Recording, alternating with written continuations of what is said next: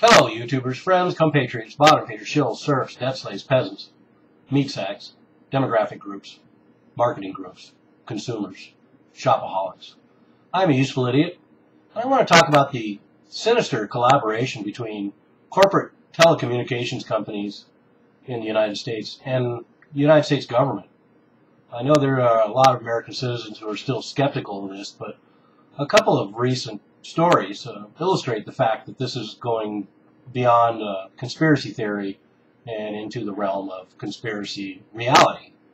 And that's the fact that censorship and surveillance of the internet is going on, and it is going on in a collaboration between corporate America and our government. And one illustration of this is back in February, the Department of Homeland Security had hearings in Congress where they spoke specifically about monitoring Facebook, Twitter, YouTube, blogs, and the entire internet. There's a couple of problems with this. One, it doesn't seem like the Department of Homeland Security is very clear on what their mandate is, because they are talking about monitoring to better help communication channels when there are natural disasters. And what this has to do with the kind of monitoring, surveillance, and censorship that's going on now is questionable. I'm not sure what they're talking about. And it is also a massive violation of the First Amendment of the Constitution, guaranteeing freedom of speech.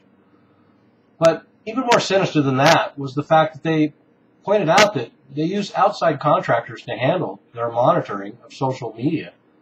I found that rather shocking, and I'm very, very uncomfortable with that. I assume most American citizens would be uncomfortable knowing the Department of Homeland Security contracts out to defense giant General Dynamics the contract to do social media monitoring. The Department of Homeland Security doesn't even do it themselves. They contract it out to a private American corporation.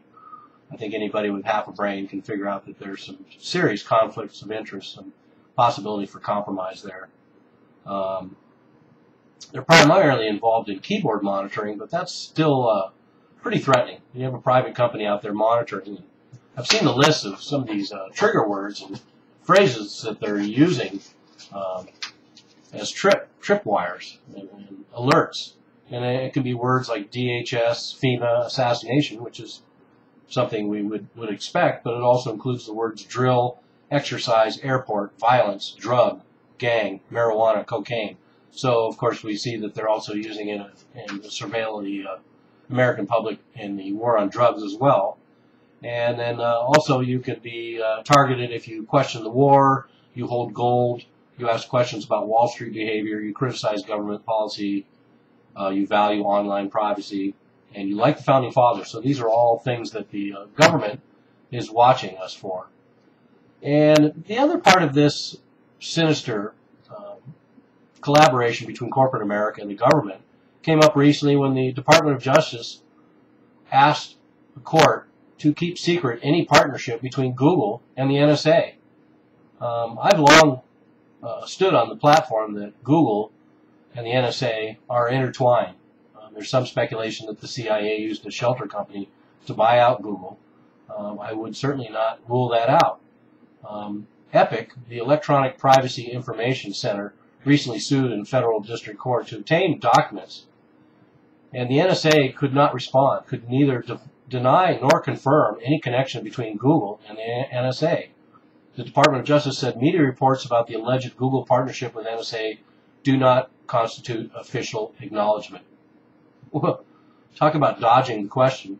The Department of Justice's legal team said that acknowledging whether NSA and Google formed a partnership from a cyber attack would illuminate whether the government considered the alleged attack to be of consequence for critical U.S. government information systems.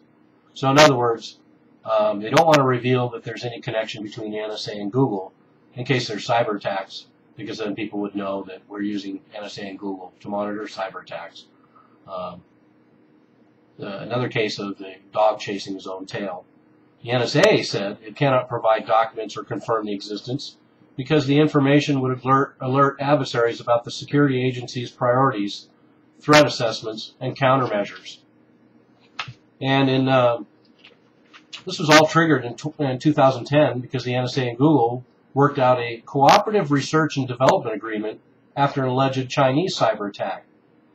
So now we're getting to the heart of the matter.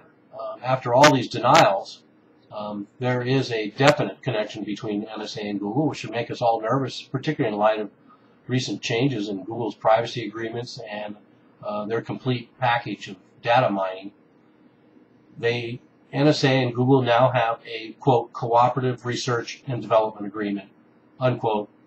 We know what that means. So here's two good examples of the government and private corporate America getting together and using each other's assets to spy on American citizens, to censor American citizens, and to read every single email, every single search, everything we do on the internet. And they're in on it together. There's no doubt about that now. Corporate America and the government are in on this together, the creation of a corporate government police state.